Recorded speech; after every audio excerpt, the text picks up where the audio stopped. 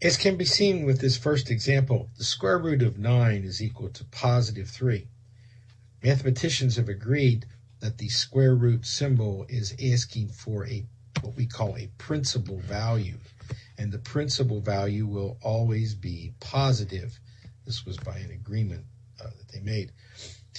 And that's fine for most problems. The square root of 9 would be 3. The square root of 16 would be then positive 4. But what comes up to be a problem for us, a difficulty, a possible confusion, would be if I was asking for the square root of x squared. So we're looking for the positive number which, when multiplied by itself, equals x squared.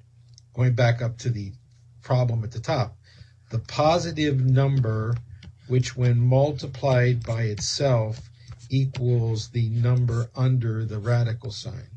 That, by the way, is called the radicand.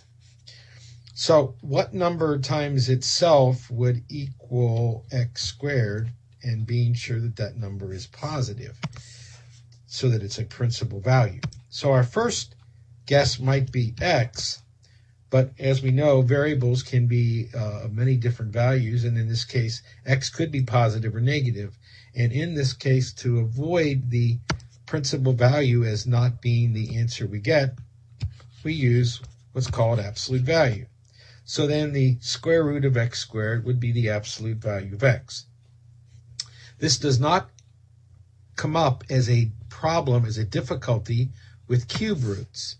When we ask for the cube root of a number, we do not have to worry about the principal value, because the cube root is asking for a number multiplied by itself 3 times that equals the number underneath, the radical.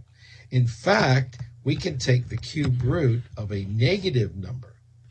For example, the cube root of negative 64.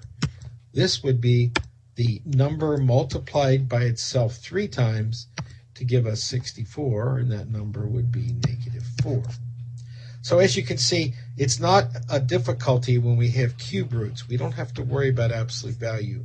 We do have to worry about absolute value with square roots. The confusion arises, and this takes some clarity, some thinking on everyone's part.